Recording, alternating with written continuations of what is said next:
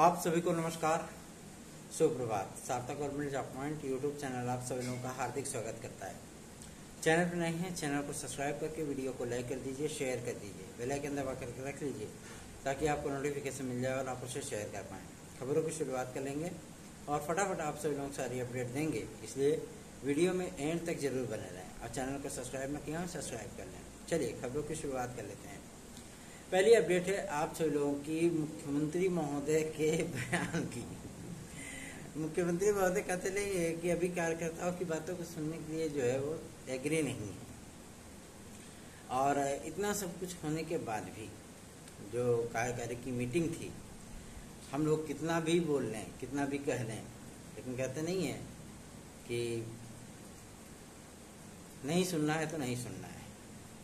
हालांकि उन्होंने काफ़ी सारी भर्तियों की बातें भी की हैं, लेकिन उनकी बातें सिर्फ बातों तक ही रहती हैं और अधिकारी तो अपने मन से ही करते हैं जो कुछ भी होता है।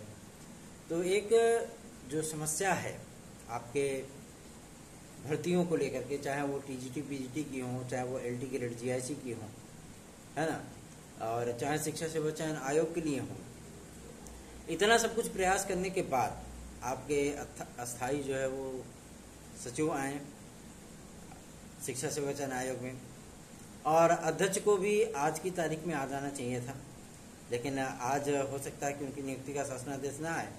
लेकिन इतना जरूर है कि अध्यक्ष महोदय की जो नियुक्ति है वो परीक्षा नियंत्रक की, साथ ही साथ वकीलों की जो नियुक्तियाँ होनी है, अपर महाधिवक्ता लेवल के वकीलों की, और न्याय विभाग के 3 अधिकारी जो है आपके आयोग में होंगे, ताकि जो कोर्ट केसेस हों या किसी प्रकार का अगर शिक्षा सेवा चयन आयोग पे कोई कोर्ट केसेस होता है, कुछ भी मैटर होता है, तो पहले वहाँ न्याय विभाग के अधिकारियों के सम्मुख उसको रिव्यू के लिए रखा जाए और विद्यार्थियों की समस्याओं का निराकरण वहीं पे हो जाए। ठीक है, उनको कोर्ट जाने की जरूरत ही ना पड़े। अदरवाइज अगर वो संतुष्ट फिर भी नहीं होते हैं तो वो कोर्ट जा सकते हैं।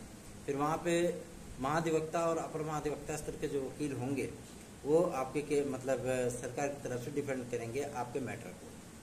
ये प्रक्रिया आप सभी लोगों की चल रही है, और जितने भी स्टेनोग्राफर मतलब जो तृतीय और चतुर्थ श्रेणी के कर्मचारी हैं, उनके जो मर्ज होने की जो प्रक्रिया है उसको भी शुरू कर दिया गया है।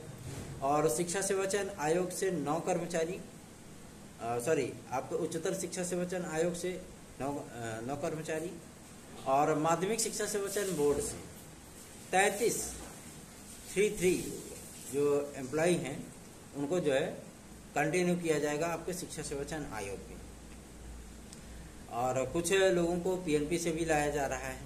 ठीक है, और इसके बाद जो डिजिटल वाला सिस्टम है इनका, फार्मों की स्कैनिंग हो गया, एडमिट कार्ड बनाना हो गया, सेंटरों की सूची हो गई, तमाम जो प्रक्रियाएं आप सभी लोगों की वो जो है सुचारू रूप से चलेंगी। कल की तारीख में हम सभी लोगों ने शिक्षा सेवा चयन आयोग में बातचीत की थी इस मसले पर, और जानने का प्रयत्न किया था कि क्या चीज़ें पॉसिबल हो सकती हैं, कब तक हमारी परीक्षा तिथियां आ सकती हैं टीजीटी पीजीटी की, और जो पद बढ़ाए गए हैं उन पदों का पूरा ब्यौरा कब तक प्राप्त होगा। ये सारी चीज़ें हम लोगों ने क्लियर करने की कोशिश की थी, तो क्लियरेंस हो गया है। मैं आप लोगों को बताना चाहता हूँ कि आयोग के जो वरिष्ठतम जो सदस्य हैं उन्होंने इस बात को स्पष्ट किया है कि 22 जुलाई के अंदर अध्यक्ष और परीक्षा नियंत्रक आ रहे हैं शिक्षा सेवा चयन आयोग में। उसके बाद का जो तारीख निर्धारित किया जाएगा कि जो हमें मीटिंग करनी है, आप लोगों को असिस्टेंट प्रोफेसर और टीजीटी पीजीटी की परीक्षा तिथियां वो देखने के लिए मिल जाएंगी। साथ ही साथ जितने भी पद आप लोगों के बढ़ाए गए हैं टीजीटी पीजीटी 2022 के लिए, उन पदों का पूरा ब्यौरा भी आप लोगों को वेबसाइट पर उपलब्ध हो जाएगा। वेबसाइट की लॉन्चिंग भी इसीलिए नहीं हो पा रही है क्योंकि अभी आयोग का पूरा प्रारूप नहीं तय है। कौन अध्यक्ष बनाया जा रहा है, कौन सचिव है, कौन परीक्षा नियंत्रक है, कौन वित्त अधिकारी है ना, कौन न्याय विभाग का अधिकारी होगा, कौन उप सचिव होगा। और वेबसाइट का एक यही रूल होता है कि उस पर सभी पदाधिकारियों की फोटो और उनकी योग्यता सहित किस वो पद पे हैं उन सारी चीज़ों की जानकारी जो है वो उपलब्ध होती है। साथ ही साथ टीजीटी पीजीटी के साथ साथ जो शिक्षा सेवा चयन आयोग की नियमावली होगी वो भी आप लोगों को शो ऑफ की जाएगी। वो भी कोई भी विद्यार्थी ऑनलाइन देख सकता है उसको डाउनलोड कर सकता है और अपने साथ ले जा सकता है। तो ये सारी प्रक्रियाएं आप लोगों की जो है वो चल रही हैं। साथ ही साथ आप लोगों के जो स्टेनोग्राफर आदि भाई बिना कंप्यूटर के जो ऑपरेटर हैं उनकी नियुक्ति के बिना तो कुछ भी पॉसिबल नहीं है ना। तो इसलिए आप सभी लोगों को मैं बता दूं कि ये प्रक्रिया भी आप लोगों की चल रही है और 22 जुलाई के अंदर अंदर इन लोगों की नियुक्ति प्रक्रिया को कंप्लीट किया जाना है। ठीक है, लखनऊ से इतनी सूचनाएं तो मिल गई। हमने आपसे लोगों से कहा भी था कि आपका जो अध्यक्ष और सचिव महोदय हैं उनकी नियुक्तियां आप सभी लोगों को 15 जुलाई के अंदर अंदर देखने के लिए मिल जाएंगी। सचिव महोदय तो आपको 14 जुलाई को ही आ गए, बस अध्यक्ष और परीक्षा नियंत्रक को लाना बाकी है। वो प्रक्रिया भी आप सभी लोगों की बहुत तीव्र गति से आगे बढ़ेगी और बहुत जल्दी ही हम लोग इसको भी फुल एंड फाइनल कर लेंगे। ठीक है, बात करते हैं आपके एलटी ग्रेड और जीआरसी लेक्चरर के लिए। तो एलटी ग्रेड जीआरसी लेक्चरर के लिए जो शैक्षिक अर्हता का जो विवाद था वो विवाद 2018 के मैटर के साथ ही क्लोज हो चुका है। ठीक है, और शासन ने क्लियर कर दिया है कि हम हिंदी में, कला में और संस्कृत में, शारीरिक शिक्षा में, अंग्रेजी विषय में क्या योग्यताएं रखने वाले हैं। ये सारी चीज़ें स्पष्ट हो चुकी हैं, क्लियर हो चुकी हैं। इसलिए जो विद्यार्थी 2018 के थे जो प्रदर्शन कर रहे थे कि हमें नियुक्ति प्रक्रिया में सम्मिलित किया जाए, हमें नियुक्ति पत्र जो है प्रदान किया जाए, लेकिन जब शासन की तरफ से क्लियरेंस हो गया तो वो सारी चीज़ें आपकी क्लियर हो गई और उनका आंदोलन समाप्त हो गया, क्योंकि उनको जो है वो अनएलिजिबल बना दिया गया है कि आपके पास योग्यता नहीं थी। और गवर्नमेंट ने ये योग्यता निर्धारित की है, माध्यमिक शिक्षा विभाग ने जो योग्यता निर्धारित की है उसमें संस्कृत की अनिवार्यता से किसी भी विद्यार्थी को छूट नहीं प्रदान की गई हिंदी विषय के लिए। 12th तक की जो संस्कृत होती है उसमें विद्यार्थियों ने छूट मांगा था। ठीक है, उसको कंटिन्यू रखा गया, किसी प्रकार की कोई रियायत नहीं दी गई है। बीएड की डिग्री हर विषय के लिए अनिवार्य कर दिया गया है, यहाँ तक कि कला विषय के लिए भी बीएड की डिग्री को अनिवार्य कर दिया गया है। इससे आपका टीजीटी और पीजीटी भी अछूता नहीं रह गया। टीजीटी और पीजीटी में भी लगभग सभी विषयों में, क्योंकि अब तदर शिक्षकों का मामला कोई शेष है नहीं। ठीक है ना, तदर शिक्षक क्लियर हो गया, भैया उनको पैरा टीचर के रूप में रखा जाएगा और उनके लिए किसी भी प्रकार का कोई भी न तो ईटी लागू होगा न तो किसी प्रकार का उनको कोई जो है दिक्कत होगी, कोई नियमावली उनको पर प्रभावित नहीं होती है। 11 महीने का उनका कार्यकाल होगा, उसके बाद सर्विस उनकी रिन्यू होगी। और गवर्नमेंट ने यह भी प्रावधान किया है कि जैसे जैसे हम भर्तियां करते जाएंगे इनकी सेवाएं जो है वो गवर्नमेंट के प्रसाद पर्यंत रहेगी, है ना, कि भाई जब तक हम खुश हैं तब तक इनको रखें, जब खुश नहीं हुए, नाराज हुए तो निकाल के बाहर कर दिए।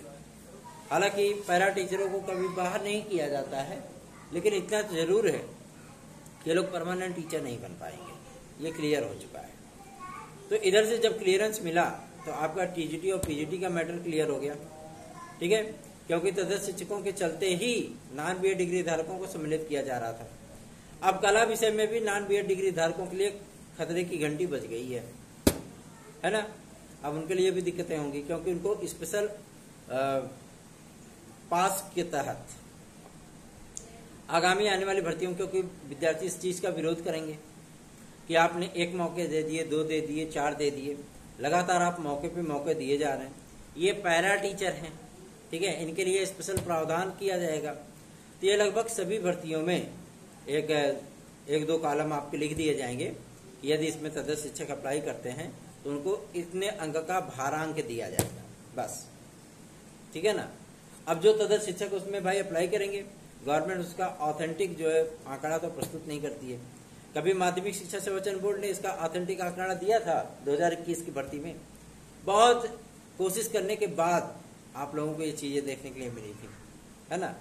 जिसके लिए आप लोग बिल्कुल भी परेशान मत होइए। आपकी टीजीटी पीजीटी 2022 क्लियर होगी, साथ ही साथ आपकी टीजीटी पीजीटी 2024 का विज्ञापन भी क्लियर होगा, क्योंकि नियमावलियां क्लियर हो गई हैं। तो अब चीजें आसान हैं और चीजें बहुत ही जो है वो कारगर तरीके से हम लोगों के सम्मुख आएंगी। एज को लेकर के जो विद्यार्थी परेशान थे, तो एज के लिए भी हम लोगों ने मुख्यमंत्री महोदय तक ज्ञापन पहुंचाया अपना, और उनसे रिक्वेस्ट की है कि विद्यार्थियों के ऊपर इतना बड़ा बोझ न डाला जाए कि विद्यार्थी जब ओवर एज होकर के आते हैं उत्तर प्रदेश लोक सेवा आयोग से, शिक्षा से, आपके उच्चतर शिक्षा संवर्चन आयोग से या अन्य प्रकार की भर्तियों से वो जब ओवर एज हो जाते हैं तो उनके लिए सिर्फ एकमात्र जरिया बचता है टीजीटी पीजीटी। एक उम्मीदें उनकी जिंदा रहती हैं कि हम इस भर्ती में सम्मिलित हो सकते हैं, हम इस भर्ती में परीक्षा दे सकते हैं, और जब तक हमारी क्षमता है, जब तक पढ़ने की इच्छा जागृत है, तब तक हम ये कार्य कर सकते हैं। लेकिन अगर ऐसे परिवर्तन होते हैं तो जाहिर सी बात है दिक्कतों का सामना करना पड़ेगा। इस पर गवर्नमेंट ने मानवीय संवेदना के साथ साथ विचार करने का आश्वासन दिया है कि विद्यार्थियों को अचानक से ये चीज़ें देखने के लिए नहीं मिलेंगी, उनको रियायतें प्रदान की जाएंगी, 2-3 अवसर प्रदान किए जाएंगे, उसके बाद धीरे धीरे करके ये प्रक्रिया जो है वो लागू होगी। तो अभी तो 3-4 साल 5 साल आप सभी लोग इसके लिए परेशान बिल्कुल मत होइए, है ना। आप लोग अपनी तैयारियों में लगे रहिए। एज वाला जो मैटर है उसको हम लोग बड़ी बारीकी से देख रहे हैं, ठीक है, परेशान मत होइएगा। रही बात आपके एलटी ग्रेड जीएससी प्रवक्ता के लिए, तो एलटी ग्रेड जीएससी प्रवक्ता के लिए कल हम लोग उत्तर प्रदेश लोक सेवा आयोग गए थे। उत्तर प्रदेश लोक सेवा आयोग का स्पष्टता कहना है कि गवर्नमेंट ने जो स्ट्रेटेजी बनाई है एग्जाम आदि को लेकर के, और उस स्ट्रेटेजी को से गवर्नमेंट को छूट देनी होगी उत्तर प्रदेश लोक सेवा आयोग को, ताकि हम लोग जो परीक्षाएं कराएं उसको अधिकतम 2 दिन के अंदर वो समाप्त कर लें। लेकिन अभी जो गवर्नमेंट की पॉलिसी है कि अगर 5 लाख से अधिक विद्यार्थी होते हैं तो आप जो है कई शिफ्ट में इसका एग्जाम कराइए, और एक शिफ्ट में अधिकतम 1,10,000 से अधिक बच्चे नहीं हो सकते। ये स्ट्रेटेजी थोड़ी सी परेशान करने वाली तो है ही, है ना। तो आप लोगों को इस बारे में मैं बताना चाहता हूँ कि एलटी ग्रेड जीएससी प्रवक्ता के लिए भी जो क्लियरेंस था लोक सेवा आयोग को प्राप्त हो चुका है, और शिक्षा सेवाचयन आयोग से जो वैकेंसी आने वाली थी जिसकी पॉसिबिलिटी ज़्यादा थी, तो अभी इसकी फिलहाल कोई संभावना दिख नहीं रही है शिक्षा सेवाचयन आयोग से। अभी आप लोगों की एलटी ग्रेड जीएससी प्रवक्ता उत्तर प्रदेश लोक सेवा आयोग से ही आती हुई दिख रही है, ठीक है, क्योंकि आयोग के अधिकारियों का भी कहना है कि हमें यही क्लियरेंस मिल जाए, हम विज्ञापन जारी कर देंगे। उम्मीद की जा रही है कि ये विज्ञापन आप सभी लोगों का इस महीने के अंत तक जो है वो जारी हो जाएगा, ठीक है ना।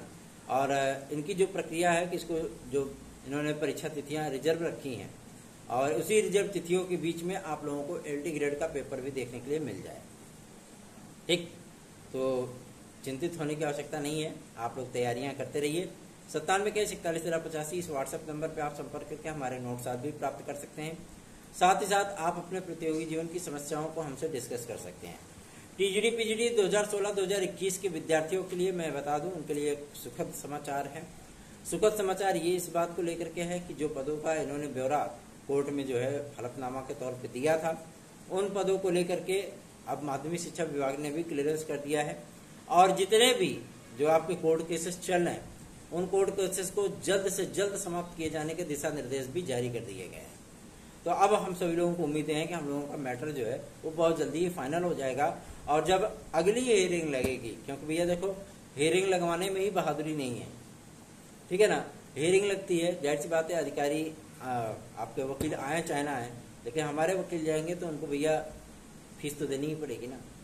तो इससे बेहतर है कि जब हमें इस बात का क्लियरेंस रहे, कन्फर्मेशन रहे कि हाँ आज गवर्नमेंट की तरफ से लायर आएंगे, तो हम सभी लोगों का कार्य जो सुगम हो जाएगा। लेकिन हमने वकील साहब से बात की थी इस मुद्दे पर, तो उन्होंने कहा था कि बस 2-3 हियरिंग देख रहे हैं, नहीं तो हम लोग डायरेक्ट जो है वो ऑर्डर जारी करवा लेंगे और शिक्षा निदेशालय को हम खुद स्वयं जो है रिसीव करवा देंगे, ठीक है ना।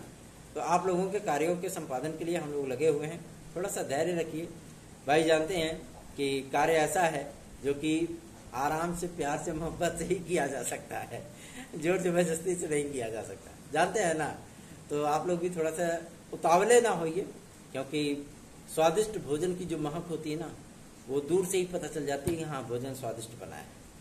तो इसको नमक डाल करके या जो है ज़्यादा आंच दिखा करके जलाइए नहीं, बर्बाद मत करिए, पकने दीजिए थोड़ा धीरे धीरे, और थोड़ा सा धैर्य रखिए। चलिए आगे बढ़ते हैं। अब बात करेंगे आपके उत्तर प्रदेश लोअर सबऑर्डिनेट भर्ती परीक्षा को लेकर के। लोअर सबऑर्डिनेट भर्ती परीक्षा के लिए विद्यार्थी पूछते हैं इस बात को लेकर के कि अगर ये यूपी से आएगा तो क्या ये पीईटी के आधार पे आएगा, विदाउट पीईटी आएगा। मैं आप लोगों की बात क्लियर कर दूं, पीईटी 2023 के आधार पे तो फिलहाल कोई वैकेंसी अब नहीं आने वाली, ठीक है ना, एकदम क्लियर है, स्पष्ट है।